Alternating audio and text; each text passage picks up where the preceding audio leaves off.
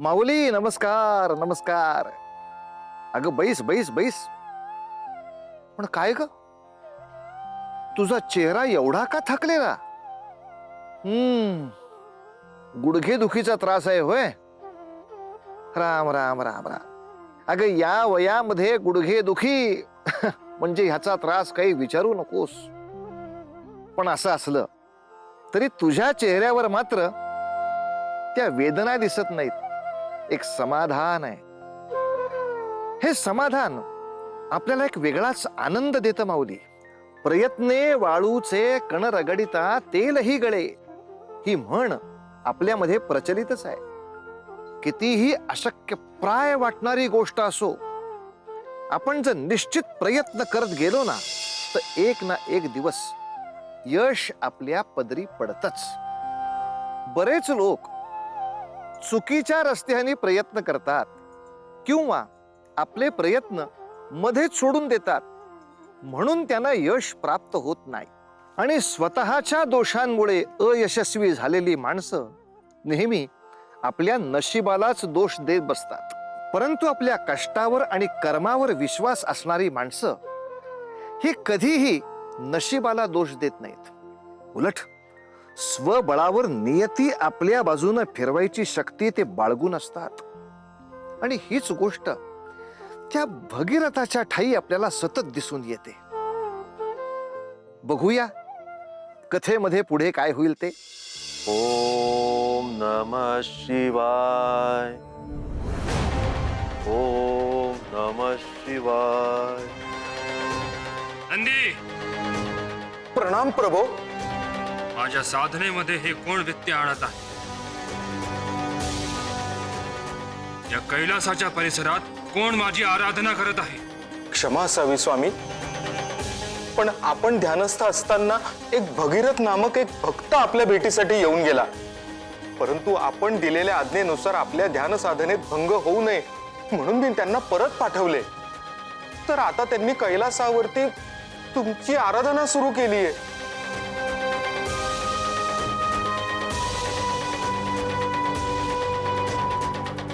ओम नमः शिवाय. ओम नमः शिवाय.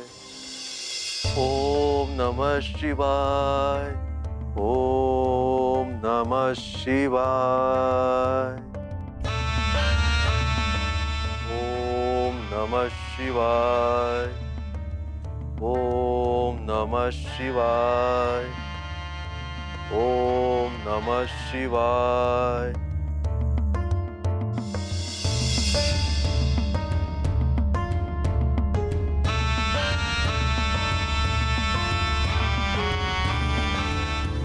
ओम नमः शिवाय.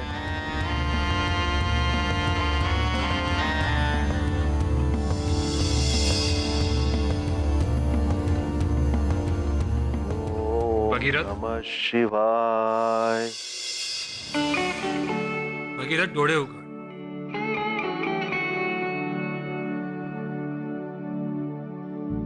तुझ्या आराधनेमधील अर्थता बघून मी स्वयं प्रकटलो आहे.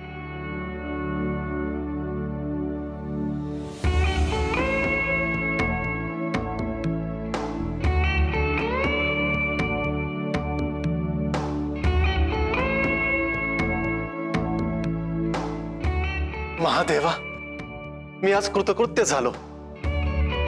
वडीलधारी व्यक्तींना, मान्यवरांना केलेले प्रणाम जसे भगवंताच्या चरणी पोचतात, तसे सर्व समस्यांचे निराकरण करण्याचे अंतिम द्वार आपल्याच साधनेमध्ये उघडतात. त्या साधनेमुळेच तू मला प्रसन्न केले आहेस. बोल, काय समस्या आहे तुझी? प्रभू, आपल्याला तर सर्व काही ज्ञात आहे. या पामराची अवस्था आपण जाणता. आपण मला सहाय्य करावे. देवी गंगा यांना भूलोकी अवतरण्याची आपण आज्ञा करावी अशी मी आपणास विनंती करतो. त्रैलोक्यामध्ये केवळ आपणच आहात जे मला सहाय्य करू शकता. अन्य कोणाकडेही ते सामर्थ्य नाही जे गंगा नदीस भूलोकी आणू शकेल. आणि प्रभू, आपली महती आहे की आपण आपल्या भक्ताला रिकाम्या हाती कधीही पाठवत नाही.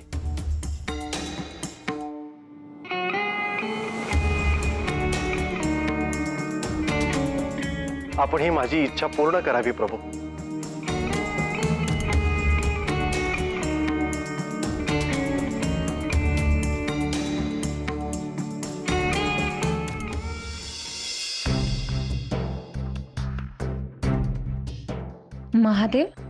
महादेव त्यांच्या आसनावर नाहीत. कुठे गेले असतील? काही वेळापूर्वीच तर ते त्यांच्या ध्यान धारणेमध्ये मग्न होते. मग असे अचानक. नंदी, नंदी, प्रणाम माते. नंदी, स्वामी या ठिकाणी साधना करत होते, परंतु आता ते या ठिकाणी नाहीयेत. कुठे गेले आहेत स्वामी?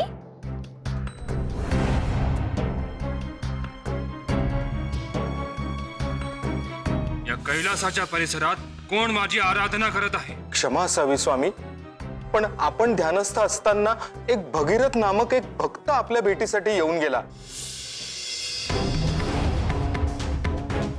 आता पार्वती मातेस मी काय सांगू, काय उत्तर देऊ त्यांना? नंदी, तू माझ्यापासून काही लपून तर ठेवत नाहीयेस ना?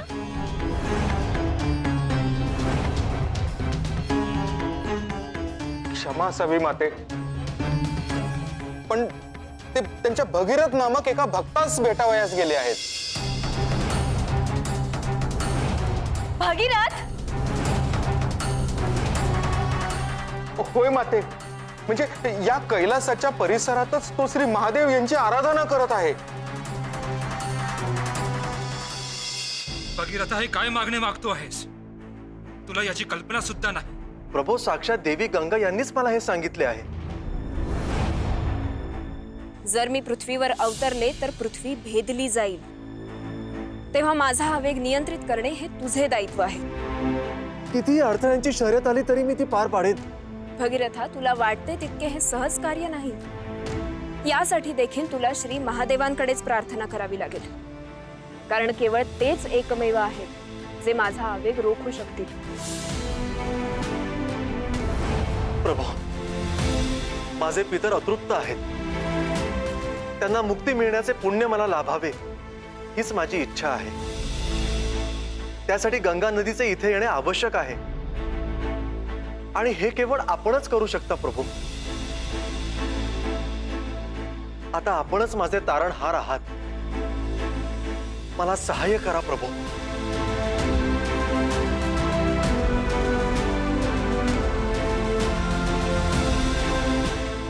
हे कदापि शक्य नाही.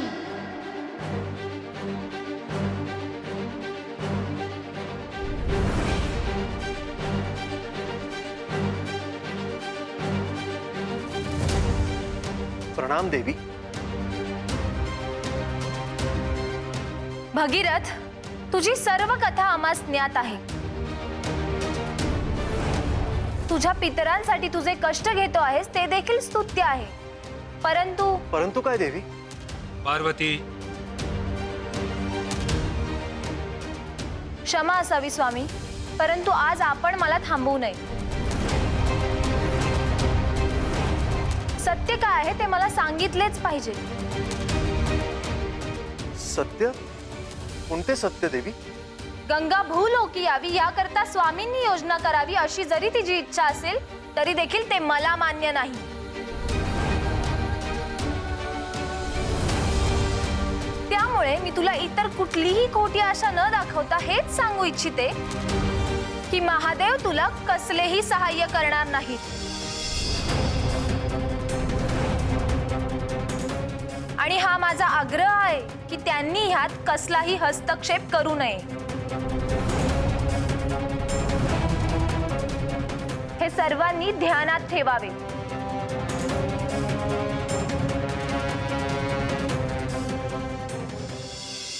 किती मजेशीर भाग आहे हा माऊली. ओ साक्षात देवाधिदेव महादेव, ते सुद्धा त्यांच्या पत्नीच्या म्हणजे देवी पार्वतीच्या शब्दाबाहेर जाऊ शकत नाहीत. अहो, पती पत्नीच्या नात्यामधली हीच तर मजा आहे. परंतु ते कोणी सामान्य नाहीत ना. त्यांना हित बघायचंय ते सगळ्या सृष्टीचं, आणि यासाठी गंगा इथं अवतरणं आवश्यक आहे हे त्यांना समजतंय. मग यासाठी ते पार्वतीची समजूत काढतील का? भगीरथाची प्रार्थना सफल होईल का? गंगा त्याचं म्हणणं मान्य करेल का? देवींचं बोलणं ऐकून जर महादेव गंगेला भूलोकी आणायला तयारच झाले नाहीत तर त्या पितरांचं काय होणार? त्यांना मोक्ष मिळणारच नाही का ग?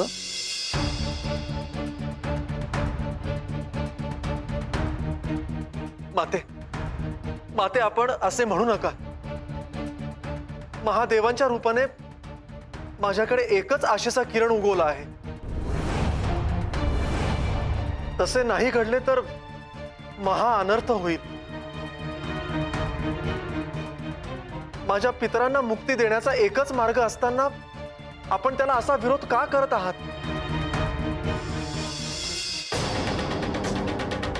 पार्वती, तुम्हाला असं नाही वाटत की तुमचे हे विचार अनुचित आहेत?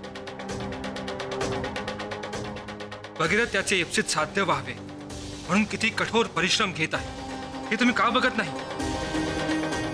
तसे असताना देखील इतका विरोध का? म्हणजे स्वामी, थोडक्यात तुम्ही मला त्या गंगेच्या सर्व अटी मान्य कराव्या असे सुतोवाच करत आहात. आपल्याला माझा हा नकार, हा विरोध उथळ भासतो आहे.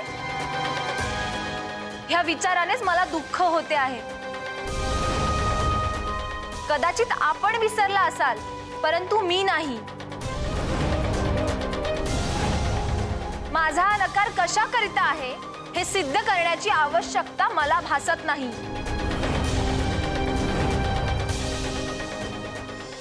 पार्वती, तुम्ही चुकीच्या मार्गाने विचार करत आहात.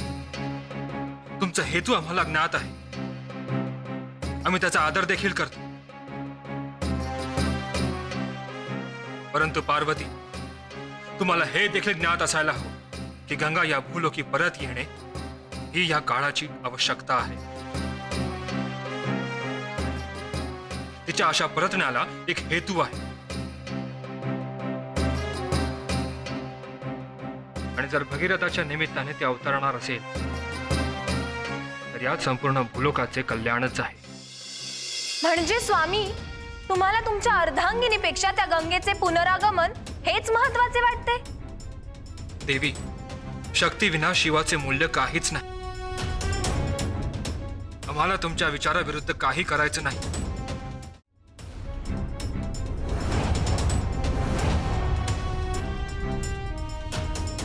परंतु जे केल्याने सृष्टीचे कल्याण होणार असेल तर ते पाऊल कठोर वाटले तरीही उचलायलाच हवे.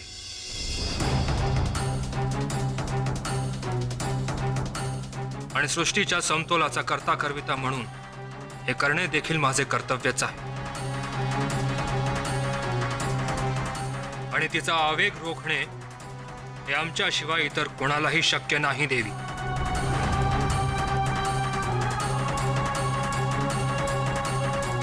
पार्वती देवी काही झाले तरी ऐकणार नाहीत, आणि जर तसे झाले नाही तर अनर्थच व्हायचा. हट्टाला पेटलेल्या देवी पार्वतींना समजवायला हवे. स्वामी, आपण म्हणत असाल त्यानुसार भूलोकास गंगेची आवश्यकता असेल देखील. तिच्या आगमनाने भूलोकाचे कल्याण होईल देखील. परंतु तसे झाले तर मी ही कैलास भूमी त्यागून निघून जाईल.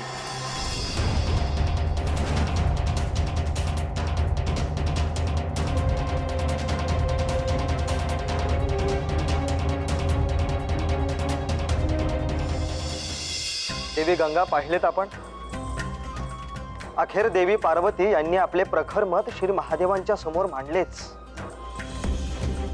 आपले पुनरागमन त्यांना कदापिही सहन होणार नाही. त्या आपणास भूलोकी येऊ देणार नाहीत.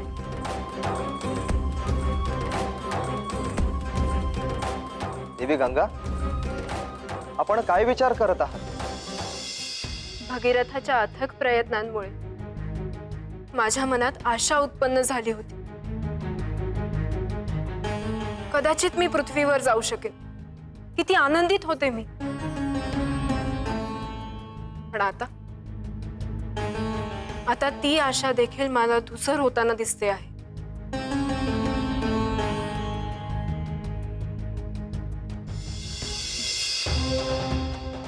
महादेव, देवी पार्वती काय म्हणत होत्या? हे असे झाले तर गंगादेवी इथे येणार नाहीत. शांत हो भगीरथ. असं अधीर होऊ नकोस. जे विधिलिखित आहे ते घडेल. कदाचित नियतीच्या मनात तेच असेल जे देवी पार्वतीने सांगितले. परंतु महादेव, माझ्या साधनेचं काय? माझ्या पितरांना मुक्ती कशी मिळणार? त्याची चिंता तू करू नयेस. साक्षात आदिशक्तीचं रूप आहे पार्वती. त्यांना शिव आणि शक्ती यांचे मिलन ज्ञात आहे व गंगेचं आमच्यावर प्रेम होते ते आणि म्हणून त्यांचा क्रोध ही स्वाभाविक आहे. परंतु असे काहीतरी घडवावे लागेल जेणेकरून तुझे ध्येयही साध्य होईल आणि पार्वती देखील आनंदी राहील. परंतु ते कसे महादेव? भगीरथ, गंगा भूलोकी अवतरेल. तुझ्याच अथक प्रयत्नाने ती स्वर्गातून इथवर येईल. परंतु तिला मी माझ्या या जटामध्ये सामावून घेईन आणि पार्वतीचा क्रोधही शांत होईल.